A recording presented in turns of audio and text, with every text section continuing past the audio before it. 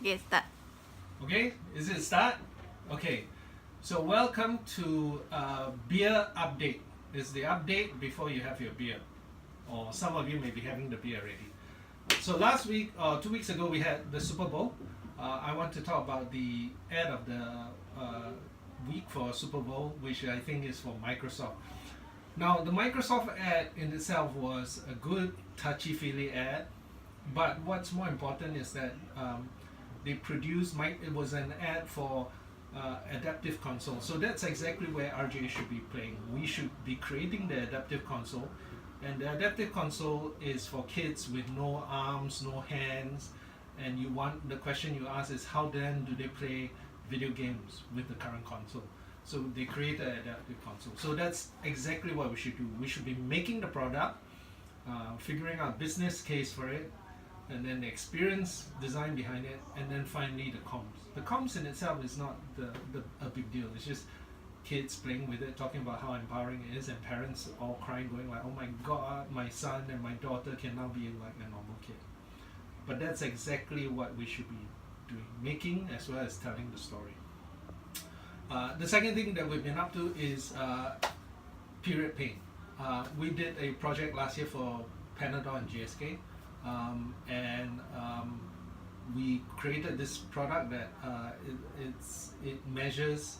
The question that we asked was, how do we measure pain the way we measure temperature, right? So here's this squeeze ball that when you squeeze very hard on your phone, it will chart out the level of pressure that indicates how much pain you're in.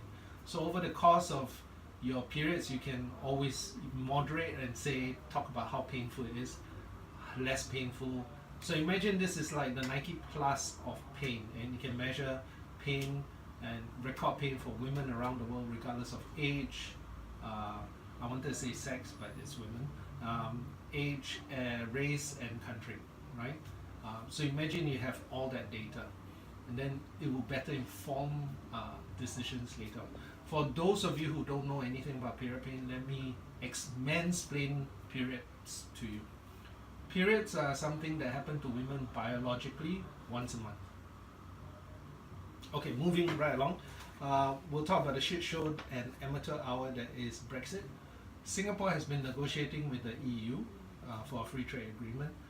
The EU have ratified it, so officially Singapore now have a free trade agreement with the EU, so we can ship products to the EU at preferential rates. So Dyson, the electric cars, and the factories, the headquarters, they've decided to move here to enjoy a lot of that preferential rate that we have with the EU, which they would have enjoyed if Britain had remained in the EU.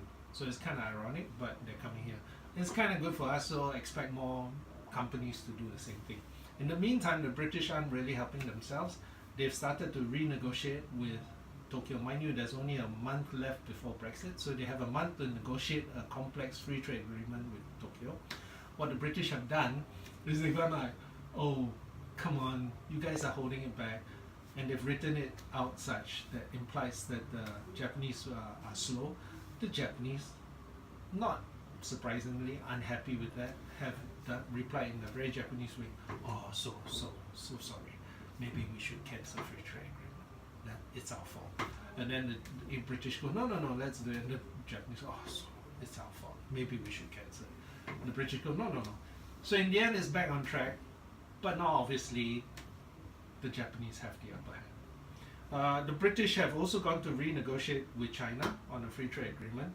This time they've taken a different approach. The foreign ministry has said, let's set up a meeting, and the Chinese said, well, let's set up a meeting. Great, here's the meeting date, let's set up to talk about this.